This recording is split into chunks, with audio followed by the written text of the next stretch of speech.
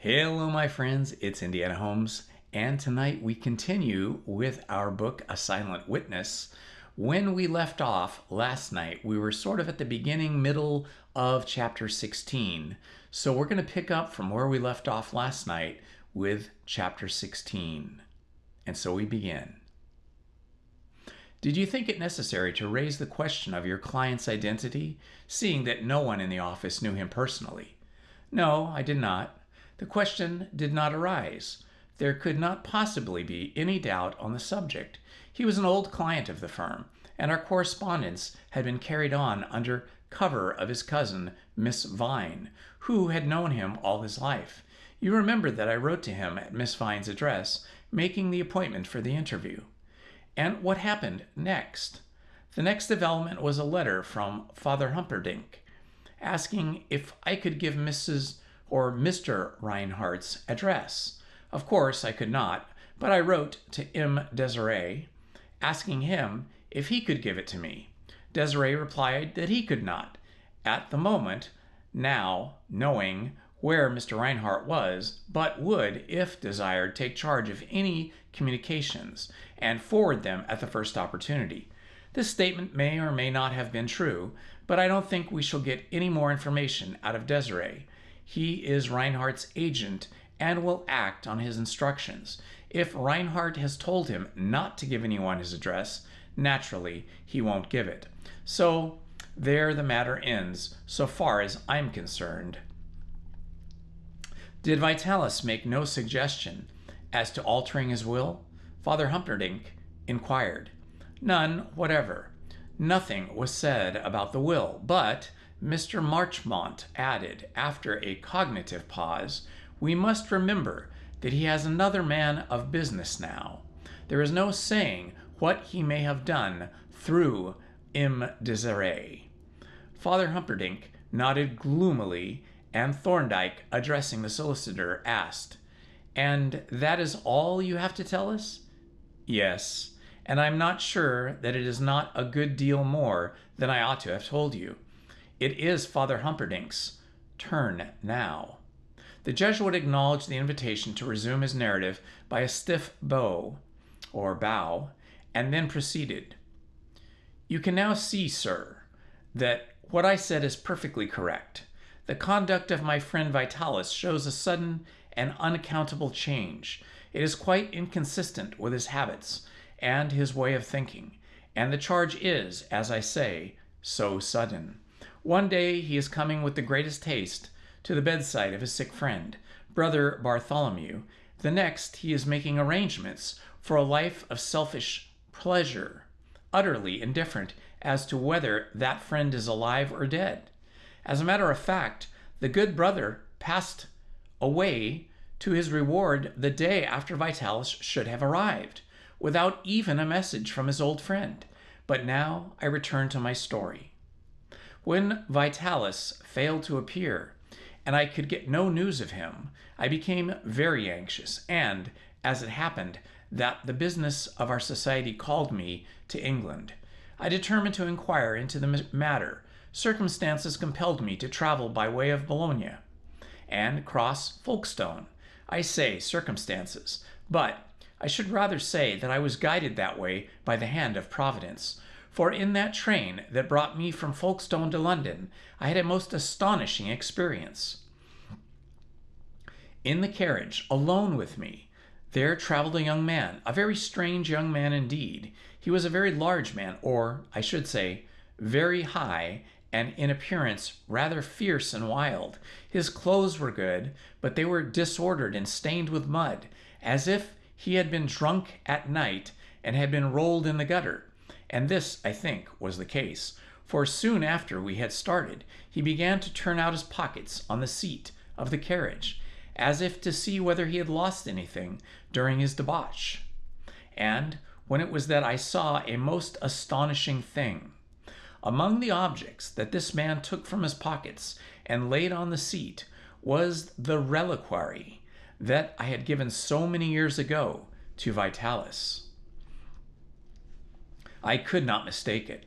Once it had been mine, and I had been accustomed to see it almost daily. Moreover, the young man had the effrontery to pass it to me, that I might examine it, and I found on it the very letters which I myself had caused to be engraved on it. When I asked him where he had obtained it, he told me that he had picked it up in Hampstead, and he professed not to know what it was, but his answers were very evasive, and I did not believe him. Nevertheless, said Mr. Marchmont, there was nothing improbable in his statement. Mr. Reinhardt had been at Hampstead and might have dropped it, possibly, but he would have taken measures to recover it. He would not have left England until he had found it. He was a rich man, and he would have offered a large reward for this his most prized possession. You say, said Thorndyke, that he habitually carried this reliquary on his person. Can you tell me how he carried or wore it? That, replied Father Humperdinck, was what I was coming to. The reliquary was a small gold object with a ring in each end. It was meant, I suppose, to be worn around the wrist, or perhaps the neck, by means of a cord or a chain attached to the two rings, or to be inserted into a chaplet of devotional beads. But this was not the way in which Vitalis carried it.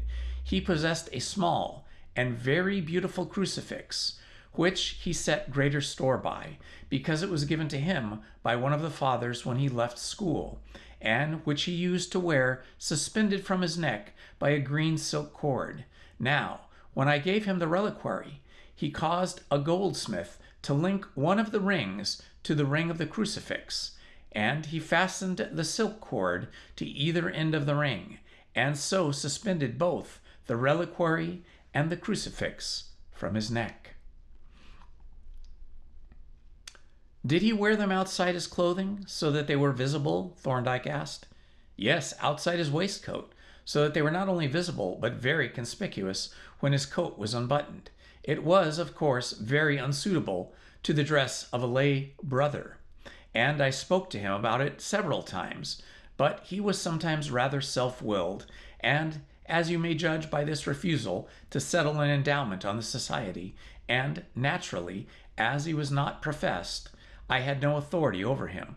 But I shall return presently to the reliquary. Now I continue about this young man. When I had heard his explanation and decided that he was telling me lies, I made a simple pretext to discover his name and place of abode, with the same effrontery.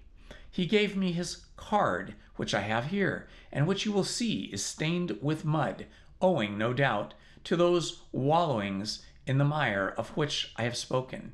He drew the card from his pocketbook and handed it to Thorndyke.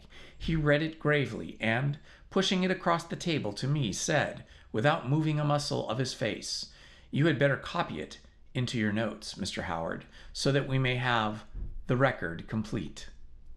I accordingly copied out my own name and address with due solemnity and a growing enjoyment of the situation, and then returned the card to Father Humperdinck, who pocketed it carefully and resumed. Having the name and address of this young man, I telegraphed immediately to a private detective bureau in Paris, asking to have sent to me, if possible, a certain M. Foucault, who makes a specialty of following and watching suspects and suspected persons. This Foucault is a man of extraordinary talent.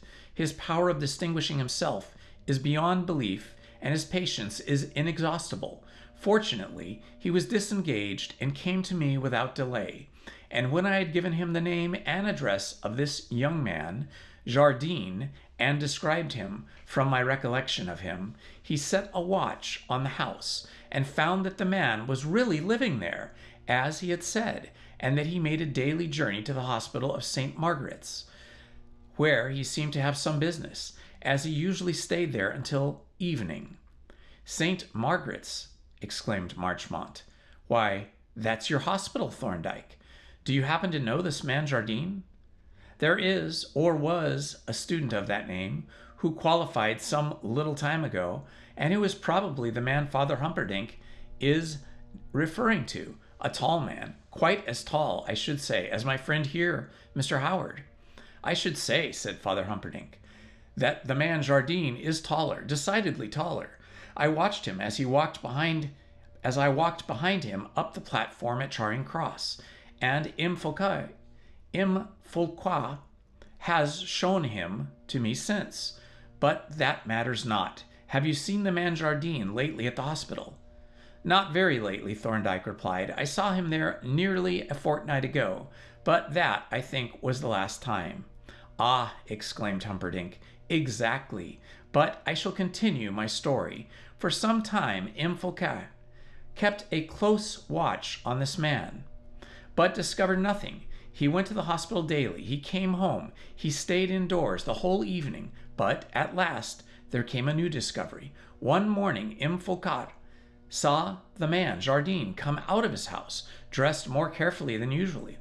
From his house, Foucault followed him to a picture gallery in Lancashire Square, and went in after him, and there he saw him meet a female, evidently a previous assignation, and Father Humperdinck continued, slapping the table to emphasize the climax of the story, from the neck of that female was hanging Vitalis Reinhardt's crucifix. Having made this thrilling communication, our reverend client leaned back to watch its effect on the audience. I'm afraid he must have been a little disappointed, for Thorndyke was habitually impassive in his exterior, and as for Jervis and me, we were fully occupied in maintaining a decent and befitting gravity. But Marchmont, the only person present who was not already acquainted with the incident, saved the situation by exclaiming, very remarkable indeed. It is more than remarkable, said Father Humperdinck. It is highly suspicious. You observe that the reliquary and the crucifix have been linked together. Now they are separated, and since both the rings of the reliquary were broken, it follows that the ring of the crucifix must have been cut through and a new one made which to suspend it. I don't see anything particularly suspicious about that, said Marchmont. If Jardine found the two articles fixed together, and having failed to discover the owner, wished to give the crucifix to his friend, it is not unnatural that he should have separated them. I do not believe that he found them, Father Humperdinck replied doggedly. But I shall continue my story, and you will see. There is not much more to tell. It seems that the man, Jardine, suspected Foucault of watching him, for presently he left the gallery in the company of the female, and after being followed for some distance, he managed to escape. As soon as Foucault found him, or found that he had lost him, I should say, he went to Jardine's house and waited about the neighborhood, and an hour or two later he had the good fortune to see him coming from Hampstead towards Highgate, in company with another female. He followed them until they entered a narrow passage or lane that leads up to the hill, and when they had gone up this some distance, he followed, but could not get near enough to hear what they were saying. And now he had a most strange and terrible experience. For some time past he had felt suspicion that some person, some accomplice of Jardine's, perhaps was following and watching him, and now he had proof. At the top of the lane, Jardine stopped to talk to the female, and Foucault crept on tiptoe toward him, and while he was doing so, he heard someone approaching stealthily up the lane behind him. Suddenly, Jardine began to return down the lane, as it was not convenient for Foucault to meet him there. He also turned and walked back, and then he heard a sound as if someone were climbing the high wooden fence that enclosed the lane. Then Jardine began to run, and Foucault was compelled also to run, but he would have been overtaken if it had not been, or had not happened, that Jardine fell down. Now, just as he heard Jardine fell, he came to a broken place in the fence, and it occurred to him to creep through the hole and hide while Jardine passed. He accordingly began to do so, but no sooner had he thrust his head through the hole than some unseen ruffian dealt him a violent blow, which rendered him instantly insensible. When he recovered to his senses, he found himself lying in the churchyard, which adjoins the lane, but Jardine and the other ruffian were, of course, nowhere to be seen, And now I come to the last incident that I have to relate. The assault took place on a Saturday. On the Sunday, M. Foucault was somewhat indisposed and unable to go out, but early on Monday he resumed his watch on Jardine's house. It was nearly noon when Jardine came out, dressed as if for traveling and carrying a valise. He went first to a house near Piccadilly, and from thence to the hospital in a cab. Foucault followed in another cab, and saw him go into the hospital, and waited for him to come out. But he never came. He never came out. Foucault waited until midnight, but he did not come out. He had vanished. He had probably come out by a back exit, or some other way, and gone home, said Marchmont. Not so, replied Humperdinck. The next day Foucault watched Jardine's house, but he did not come there. Then he made inquiries, but Jardine's not there, and the landlady does not know where he is. Also, the porter at the hospital knows nothing, and is not at all polite. The man Jardine has disappeared as if he had never been. That really is rather queer, said Marchmont. It is a pity that you did not give me all these particulars at first. However, that can't be helped now. Is this all that you have to tell us? It is all, unless there is anything that you wish to ask me. I think, said Thorndyke, that it would be well for us to have a description of Mr. Reinhardt. And, as we have to trace him, if possible, a photograph would be exceedingly useful. I have not a photograph with me, said Father Humperdinck, but I will obtain one and send it to you. Meanwhile, I will tell you what my friend Vitalis is like. He is 62 years of age, spare, upright, rather tall. His height is 173 centimeters, roughly 5 feet 9, interposed Thorndyke. His hair is nearly white. He is, of course, clean-shaven. He has gray eyes, a straight nose, not very prominent, and remarkably good teeth for his age, which he shows somewhat when he talks. I think he is a little vain about his teeth, and he, well, maybe, for there are not many men of 62 who have not a single false tooth, nor even one that has been stopped by the dentist. As to this clothing, he wears the ordinary dress of a lay brother, which you are probably familiar with, and he nearly always wears gloves, even indoors. Is there any reason for his wearing gloves? Thorndyke asked. Not now. The habit began when he had some affliction of the skin, which made it necessary for him to keep his hands covered with gloves, which contained some ointment or dressing, and afterwards for a time to conceal the disagreeable appearance of the skin. The habit having been once formed, he continued, saying that his hands were more comfortable covered up than when exposed to the air. Was he dressed in this fashion when he called at your office? Marchmont asked Thorndyke. Yes, even the gloves. I noticed with some surprise that he did not take them off even when he wrote and signed the note of which I told you. Was he then wearing the reliquary and the crucifix, as Father Humperdinck has described on the front of his waistcoat? He may have been, but I didn't notice them, as I fancy I should have done if they had been there. And you have nothing more to tell us, Father Humperdinck, as to your friend's personal appearance? No, I will send you the photograph and write to you if I think anything, or if I think of anything that I have forgotten. And now perhaps you can tell me if you think that you will be able to answer those questions that Mr. Marchmont put to you. I cannot, of course, answer them now, replied Thorndyke. The facts that you have given us will have to be considered and compared, and certain inquiries have to be made. Are you staying long in England? I shall be here for at least a month, and I may leave as well. But when I do leave, I will leave you my address, although Mr. Marchmont has it. In the course of a month, Thorndyke said, as he took the proffered card, I think I may promise you that we shall have settled definitely whether your friend is alive or dead.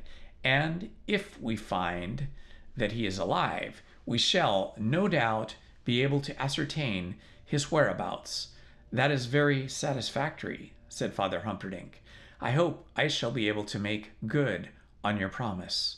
With this he rose, and having shaken hands stiffly with Thorndyke, bestowed on Jervis and me a ceremonious bow and moved towards the door. I thought that the Marchmont looked a little wistful, and if he would have liked to stay and have a few words with us alone, indeed, he lingered for a moment or two after the door was open, but then, apparently altering his mind, he wished us good night and followed his client. Hello, my friends. We now continue with A Silent Witness, Chapter 17. The Palimpsest. It was getting late when our friend left us, but nevertheless, as soon as they were gone, we all drew our chairs up to the fire with the obvious intention of discussing the situation, and began. With one accord to fill our pipes, Jervis was the first to get his tobacco all alight, and, having emitted a voluminous preliminary puff, he proceeded to open the debate. That man, Jardine, seems to be a pretty desperate character. Just think of his actually wallowing in the mire, not merely rolling, mind you, but wallowing, and of his repulsive habit of consorting with females, one after the other, too, in rapid succession. It's a shocking instance of depravity. Our reverend friend, said Thorndyke, reaches his conclusions by a rather short route. In some cases, at least in others, his methods seem a little indirect and roundabout. Yes, agreed Jervis, he's a devil at guessing, but he didn't get much food for the imagination out of the man. Thorndyke. Why were you so extraordinarily secretive? With what he told you and what you knew before, you could surely have suggested a line of inquiry. Why didn't you? Principally because of the man's personality. I could not have answered his questions. I could only have suggested one or two highly probable solutions of the problem that he offered, and partial solutions at that. But I am not much addicted to giving partial solutions or to handing over the raw material of a promising inquiry, certainly not to a man like this, who seems incapable of a straightforward action. The Reverend Father, said Jervis, does certainly seem to be a rather unnecessary downy bird, and he doesn't seem to have got much by his excessive artfulness after all. No, agreed Thorndyke, nothing whatever. Quite the contrary, in fact. Look at his ridiculous conduct in respect of the man Jardine. I don't complain of this having taken the precaution to obtain that malefactor's address, but when he had got it, if he had not been so tortuous, so eager to be cunning, if, in short, he had behaved like an ordinary sensible man, he would have got it at once, all information that Jardine had to give. He would have called on Jardine, written to him, employed a lawyer, or applied to the police. Either of these simple and obvious plans would have been successful, instead of which he must needs go to the trouble and expense of engaging this absurd spy, who found a mare's nest and got his head thumped, remarked Jervis. Then, continued Thorndyke, look at his behavior to Marchmont. Evidently, he put the case into Marchmont's hands, but equally evident, he withheld materials, that is, material facts, and secretly tinkered at the case himself. No, Jervis, I give no information to Father Humperdinck until I have this case complete to the last rivet, but all the same, I am greatly obliged to him, and especially to Marchmont, for bringing me here. He has given us a connected story to collate with our rather loose collection of facts, and, what is perhaps more important, he has put our investigation on a business footing. That is a great advantage. If I should want to invoke the aid of the powers that be, I can do so now with a definite locus standi as the legal representative of the interested parties. I can't imagine, said I, in what direction you are going to push your inquiries. Father Humperdinck has given us, as you say, a connected story, but it is a very unexpected one, to me at least, and it does not fall into line with all that we know. That is, if you are assuming, as I have been, that the man whom I saw lying in Millfield Lane was Vitalis Reinhardt. It is difficult, replied Thorndyke, to avoid that assumption, though we must be on our guard against coincidences. But the man whom you saw agreed with the description that has been given to us. We know that Reinhardt was in the neighborhood on that day, and you found the reliquary on the following morning in the immediate vicinity. We seem to be committed to the hypothesis that the man was Reinhardt unless we can prove that he was someone else, or that Reinhardt was in some other place at the time, which at present we cannot. Then, said I, in that case, the bobby must have been right, after all. The man couldn't have been dead, seeing that he called on Marchmont the following day and was afterwards traced to Paris. But I must say that he looked as dead as Queen Anne. It shows how careful one ought to be in giving opinions. Some authority has said, remarked Jervis, that the only conclusive proof of death is decomposition. I believe it was old Taylor who said so, and I am inclined to think that he wasn't far off. But, said Thorndyke, assuming that the man whom you saw was Reinhardt, and that he was not dead, how do you explain the other circumstances? Was he insensible from the effects of injury or drugs, or was he deliberately shaming insensibility? Was it he who passed over the fence, and if so, did he climb over unassisted, or was he helped over? And what answers do you suggest to the questions that Marchmont propounded? You answer his first question, is Reinhardt alive? In the affirmative. What about the others? As to where he is, I replied, I can only say, the Lord knows. Probably skulking somewhere on the continent. As to his state of mind, the facts seem to suggest that, in vulgar parlance, he has gone off his onion. He must be as mad as a hatter to have behaved in the way that he has, for even assuming that he wanted to get clear of the poor brothers of St. Jeremiah Diddler without explicitly saying so, he adopted a fool's plan. There is no sense in masquerading as a corpse one day and turning up smiling at your lawyer's office the next. If he meant to be dead, he should have stuck to it and remained dead. The objection to that, said Jervis, is that Marchmont would have proceeded to get permission to presume death and administer the will. I see. Then I can only suppose that he had got infected by Father Humperdinck and resolved to be artful at all costs and hang the consequences. Then, said Thorndyke, I understand your view to be Reinhardt is at present hiding somewhere on the continent, and that his mind is more or less affected. Yes, though as to his being unfit to control his own affairs, I am not so clear. I fancy there was more evidence in that direction when he was forking out the bulk of his income to maintain the poverty of the poor brothers.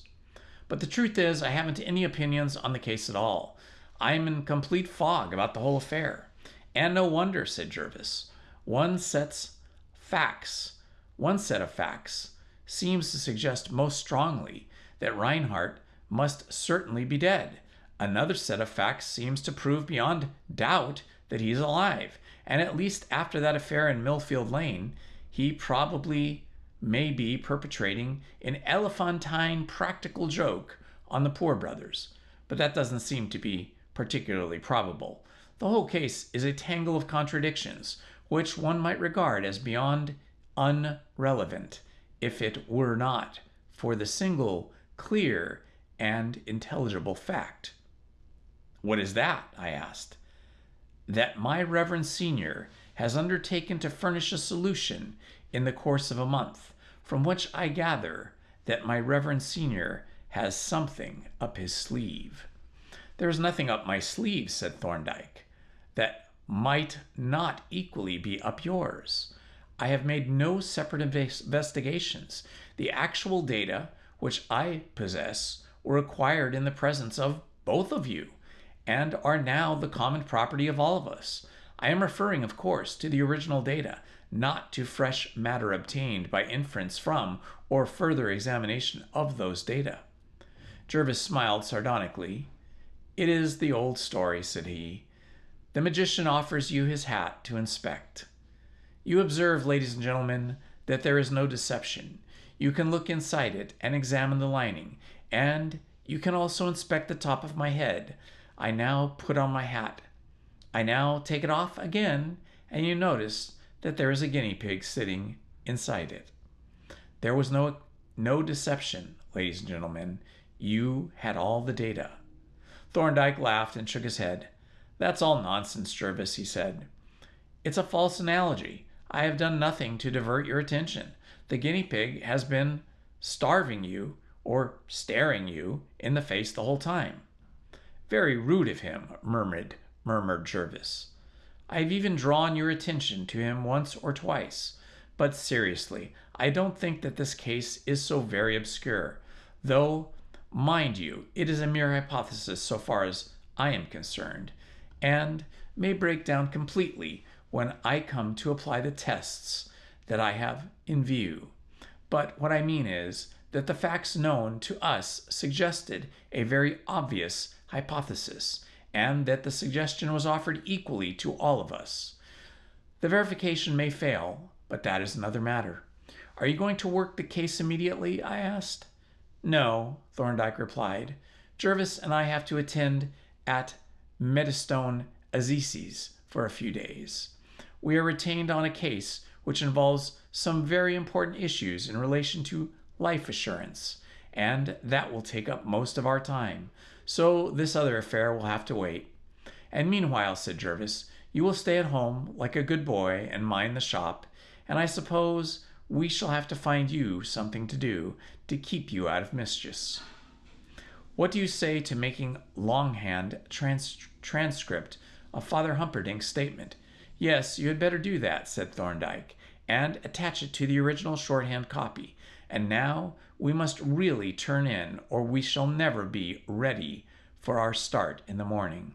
The transcription of Father Humperdinck's statement gave me abundant occupation for the whole of the following morning, but when that was finished, I was without any definite employment, and though I was not in the least dull, for I was accustomed to a solitary life, I suppose I was in that state of susceptibility to mischief that is proverbially associated with unemployment, and in these untoward circumstances I was suddenly exposed to a temptation, and after some feeble efforts at resistance, succumbed ignominiously.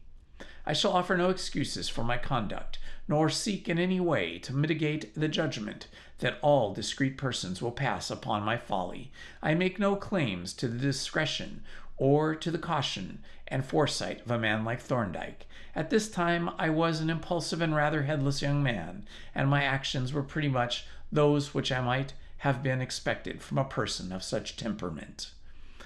The voice of the temper issued, in the first place, from our letterbox, and assumed the sound of the falling letters thereinto.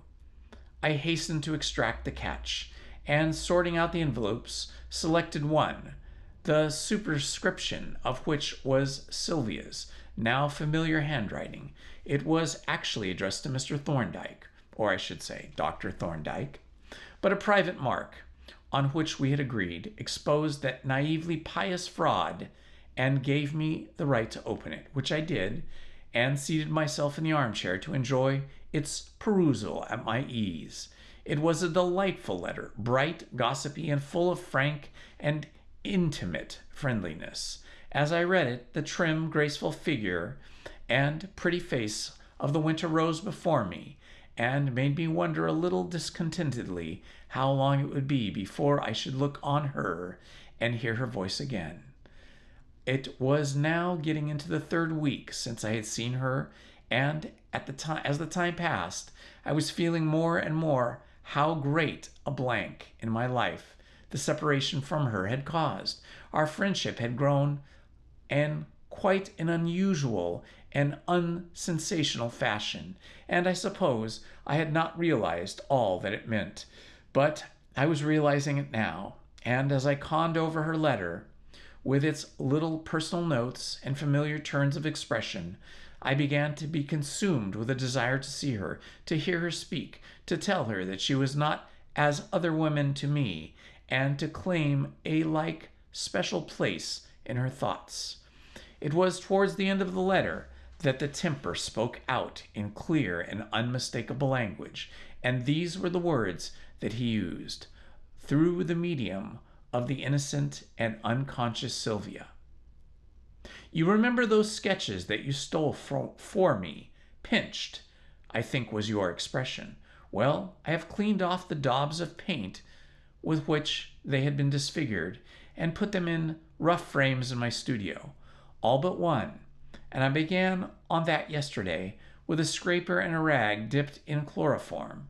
But I took off not only the defacing marks, but part of the surface as well, and then I got such a surprise.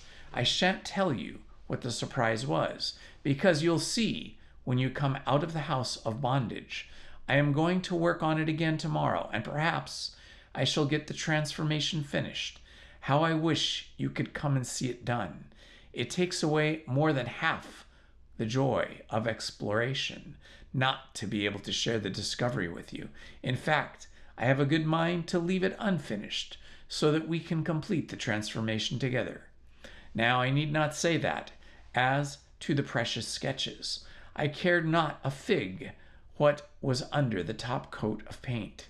What I did care for was this dear maid was missing me, as I missed her, was wanting my sympathy with my little interests and pleasures, and was telling me, half unconsciously perhaps, that my absence had created a blank in her life, as her absence had in mine.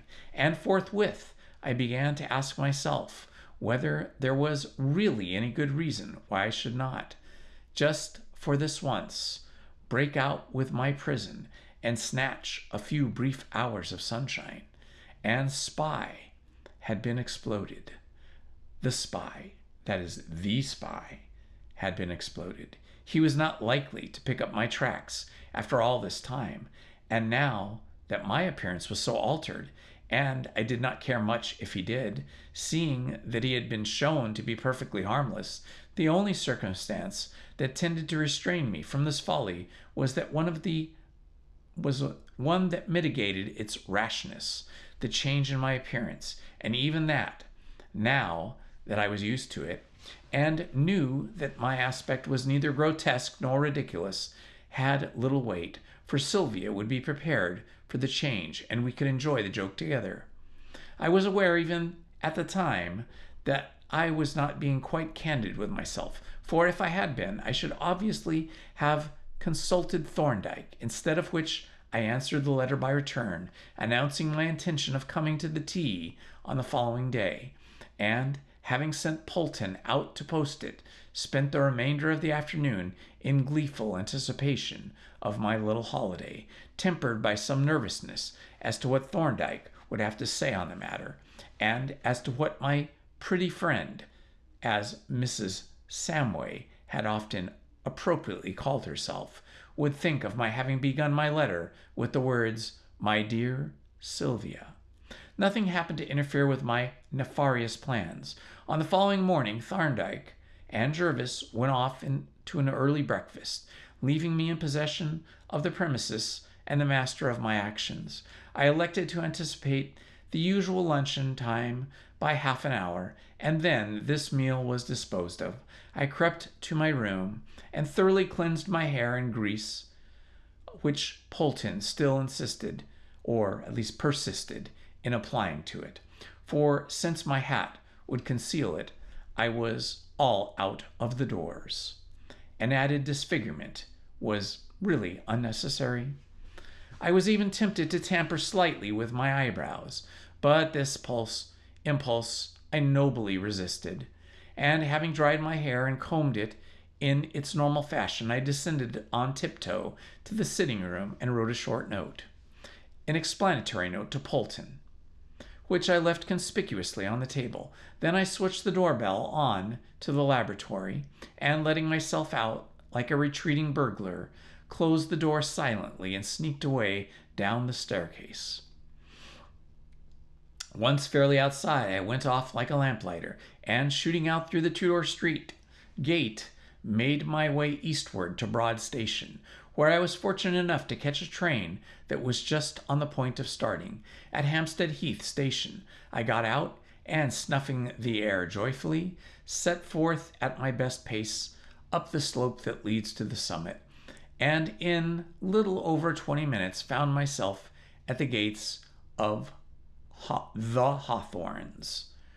There was no need to knock or ring. My approach had been observed from the window, and as I strode up to the garden path, the door opened, and Sylvia ran out to meet me. "It was nice of you to come," she exclaimed, as I took her hand and held it in mine.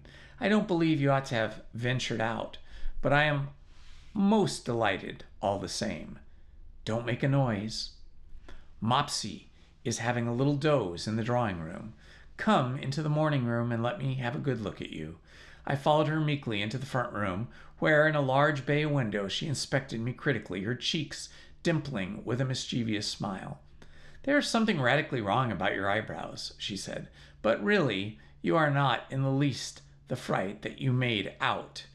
As to the beard and mustache, I am not sure that I don't rather like them." "I hope you don't," I replied, "because off they come at the first opportunity, unless, of course, you forbid it. Does my opinion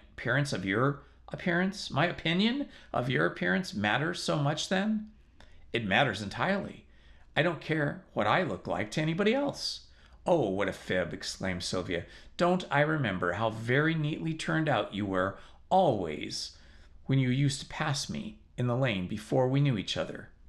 "Exactly," I retorted. "We didn't know one another then. That makes all the difference in the world, to me at any rate." "Does it?" she said, coloring a little and looking at me thoughtfully. "It's very, very flattering of you to say so, Dr. Jardine." "I hope you don't mean that as a snub," I said, rather uneasy at the form of her reply and thinking of my letter. "A snub?" she exclaimed. "No, certainly not. What did I say? You called me Dr. Jardine. I addressed you in my letter as Sylvia, my dear Sylvia. And what ought to I have said?" she asked, blushing warmly and casting her eyes down. "Well, Sylvia, if you liked me as well as I like you, I don't see why you shouldn't call me Humphrey. We are quite old friends now." "So we are," she agreed, "and perhaps it would be less formal. So Humphrey it shall be in the future, since that is your royal command. But tell me, how did you prevail on Dr. Thorndyke to let you come here? Is there any change in the situation?" "There's a change in my situation, and a mighty agreeable change, too. I'm here." "Now, don't be silly. How did you persuade Dr. Thorndyke to let you come?" "Ha! That, my dear Sylvia, is a rather embarrassing question. Shall we change the subject?" "No, we won't." She looked at me suspiciously for a moment and then exclaimed in low, tragical terms, "Humphrey, you don't mean to tell me that you came away without his knowledge?" "I'm afraid that is what it amounts to. I saw a loophole and I popped through it, and here I am, as I remarked before." "But how dreadful of you! Perfectly shocking! And whatever will you say When you go back, what will he say to you? That is a question that I am not proposing to be present vividly to my conscience until I arrive on the doorstep. I've broken out chalky, and I'm going to have a good time too. And to go on having a good time, I should say. Then you should consider that you are having a good time now. I don't consider, I am sure of it. Am I not? At this very moment looking at you, and what more could a man desire? She tried to look severe, though the attempt was not strikingly successful, and retorted in an admonishing tone. You needn't try to wheedle me with compliments. You are a very wicked person, and most indiscreet. But it seems to me that some sort of change has come over you since you retired from the world. Don't you think I'm right? You're pretty perfectly right. I've improved. That's what it is. Matured and mellowed.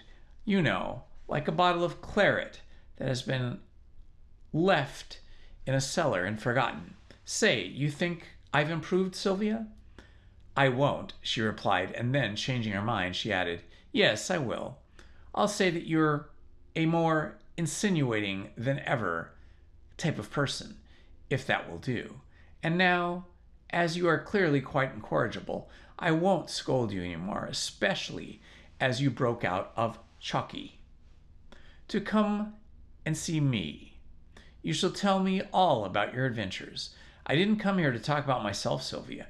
I came here to tell you something, well, about myself, perhaps, but, not my adventures, or that sort of thing, but that I've been thinking a good deal since I've been alone so much. About you, I mean, Sylvia, and, the deuce.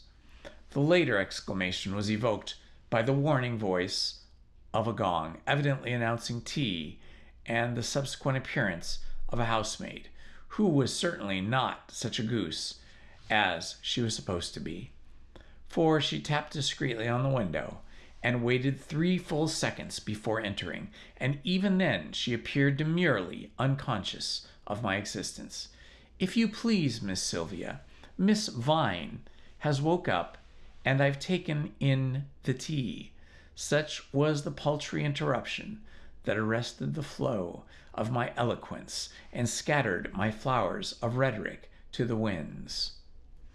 I immured inwardly, blow the tea, for the opportunity was gone, but I comforted myself with the reflection that it didn't matter very much, since Sylvia and I seemed to have arrived at a pretty clear understanding, which understanding was further clarified by a momentary contact of our hands as we followed the maid to the drawing-room.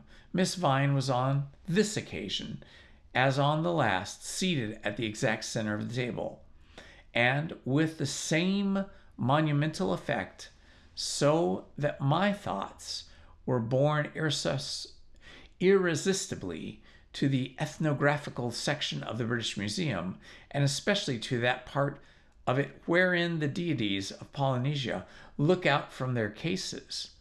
Had been sleeping previously. She was wide enough awake now, but the glittering eyes were not directed at me.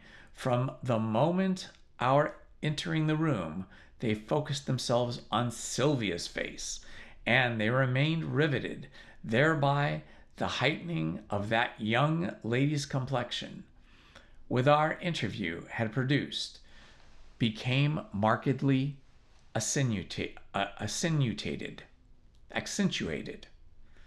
It was to no purpose that I placed myself before the rigid figure and offered my hand. A paw was lifted automatically to mine, but the eyes remained fixed on Sylvia. What did you say this gentleman's name was? The waxwork asked frigidly. This is Dr. Jardine, was the reply. Oh, indeed. And who was the gentleman who called some 3 weeks ago? Why, that was Dr. Jardine. You know, it was. So I thought, but my memory is not reliable, and this is Dr. Jardine too. Very interesting. A medical family, apparently, but not much alike. I was beginning to explain my identity and the case of my altered appearance. But when Sylvia approached with a cup of tea and a carefully dissected muffin, which later she thrust under the goose of the elder lady, who regarded it attentively with a slight squint, owning to its nearsightedness. "It's of no use, you know," said Sylvia, "for you pretend that you don't know him, because I've told you all about the transformation. That is, all I know myself.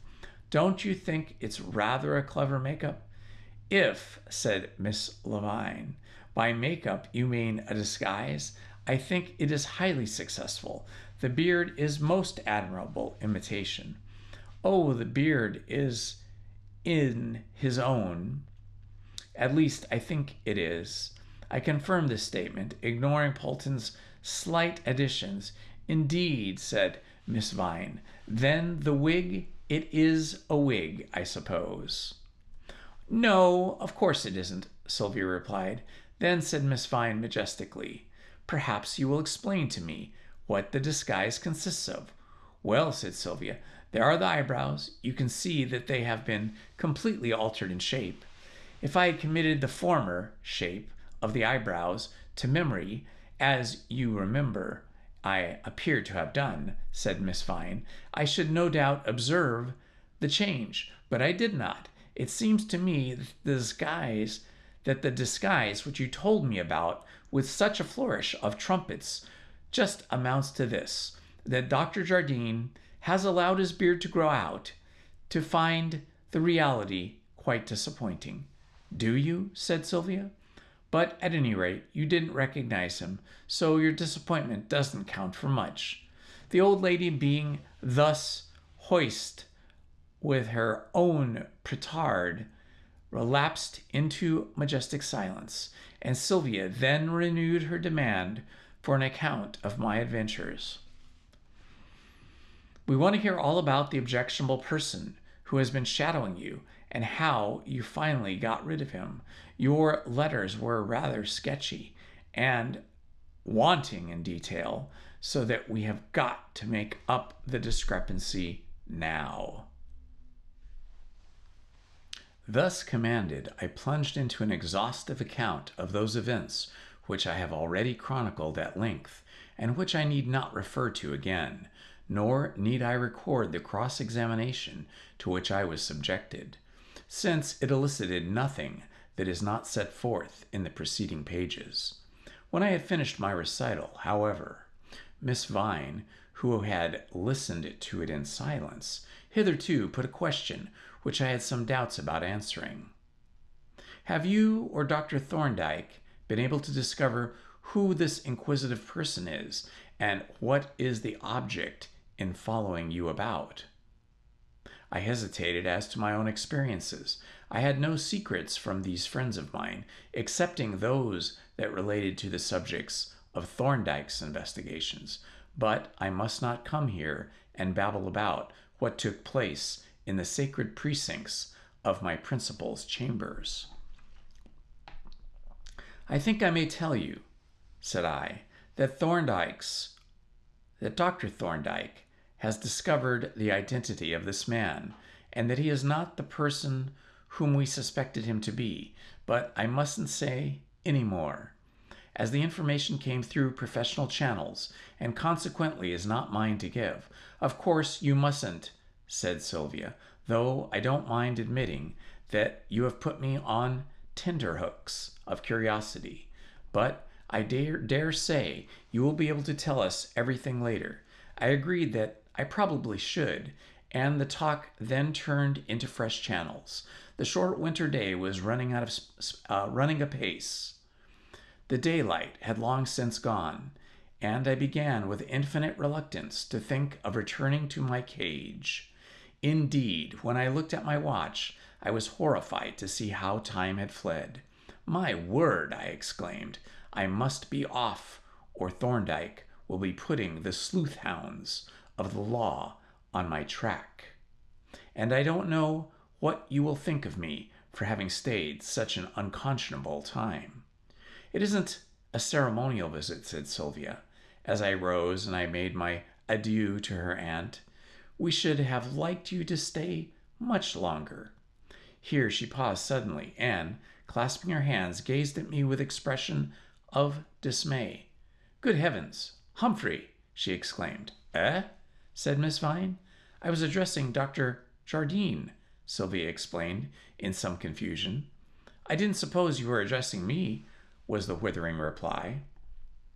"Do you know," said Sylvia, "that I haven't shown you those sketches after all? You must see them. They were the special object of your visit." This was perfectly untrue, and she knew it, but I did not think it worth while to contest the statement in Miss Vine's presence. Accordingly, I expressed the utmost eagerness to see the trumpery sketches, and the more so since I had understood that they were on view in the studio, which turned out to be the case. "It won't take a minute for you to see them," said Sylvia.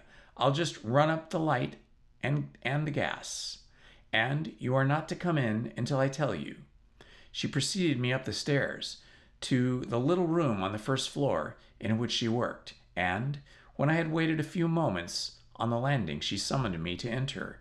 "These are the sketches," said she, "that I have finished. You see, they are quite presentable now.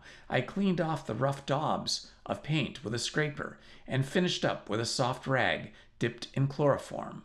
I ran my eye over the framed sketches, which, now that the canvases were stretched on stretchers and the disfiguring brushstrokes removed, were, as she said, quite presentable, though too rough and unfinished to be attractive." "I dare say they are very interesting," said I, "but they are only bare beginnings. I shouldn't have thought them worth framing." "Not as pictures," she agreed, "but as examples of a very curious technique. I find them most instructive. However, you haven't seen the real gem of the collection. This is it, on the easel. Sit down on the chair and say when you are ready. I am going to give you a surprise." I seated myself on the chair opposite the easel, on which was a canvas with its back towards me. "Now," said Sylvia, "are you ready? 1, 2, 3. She picked up the canvas and, turning it around quickly, presented it face to me. I don't know what I had expected, if I had expected anything, but certainly I was not in the least prepared for what I saw. The sketch had originally represented, very roughly, a dark mass of trees, which occupied nearly the whole of the canvas. But of this the middle had been cleaned away, exposing an underpainting, and this it was that filled me with such amazement that after a first startled exclamation, I could do nothing but stare open-mouthed at the canvas, for, from the opening in the dark mass of the foliage, there looked at me, distinct and unmistakable, the face of Mrs. Samway. It was no illusion or chance resemblance. Rough as the painting was, the likeness was excellent. All the well-known features which made her so different from other women were there, though expressed by a mere dexterous turn of the knife. The jet black, formally parted hair, the clear, bright complexion, the pale, inscrutable eyes, all were there, even to the steady, penetrating expression that looked out at me from the canvas as if in silent recognition. As I sat staring at the picture with a surprise that almost amounted to awe, Sylvia looked at me a little blankly. "Well," she exclaimed at length, "I meant to give you a surprise, but what is it, Humphrey? Do you know her?" "Yes," I replied, "and so do you. Don't you remember a woman who looked in at you through the glass door of Robinson's shop?" "Do you mean that black and scarlet creature? I didn't recognize her. I had no idea she was so handsome. For this is really a very beautiful face, though there is something about it that I don't understand. Something, well, eerie, rather uncanny, and almost sinister, don't you think? I've always thought of her a rather weird woman, but this is the weirdest appearance she has made. How on earth came her face on that canvas?" "It is an odd coincidence, and yet I don't know that it is. She may have been some relative or rather eccentric artist, or even his wife. I don't know why it shouldn't be so. Neither did I, but the coincidence remained a very striking one, to me at least, much more so than Sylvia realized, though what significance it might be, if it had any, I could not guess, nor was there any opportunity to discuss it at the moment, for it was high time for me to be gone. "You will send me a telegram when you get back to say that you have arrived home safely, won't you?" said Sylvia, as we descended the stairs with our arms linked together. "Of course, nothing is going to happen to you, but I can't help feeling a little nervous. And you'll go down to the station by High Street and keep the main roads, right? That is a promise, isn't it?" I made the promise readily, having decided previously to take every possible precaution, and when I wished Sylvia good night and goodbye at some length, I proceeded to execute it, making my way down the well-populated High Street and keeping a bright lookout both there and at the station. Once more I was fortunate in the matter of trains, and having taken the hansom from Broad Street to Temple, was set down in King's Bench Walk soon after 6:30. As I approached our building, I looked up with some anxiety at the sitting-room windows, and when I saw them brightly lighted, a suspicion that Thorndyke had returned earlier than usual filled me with foreboding. I had had my dance, and now I was going to pay the piper, and I did not much enjoy the prospect. In fact, as I ascended the stairs and took my latchkey from my pocket, I was as nervous as a schoolboy who had been playing truant. However, there was no escape unless I sneaked up to my bedroom, so inserting the key in the lock, I turned it as boldly as I could and entered. And that, my friends, is the end of chapter 17. Tomorrow night we will continue with chapter 18. So for now, this has been Indiana Holmes. Good night and love to all. Please hit the like button, subscribe, and hit the notifications button. Thank you very much.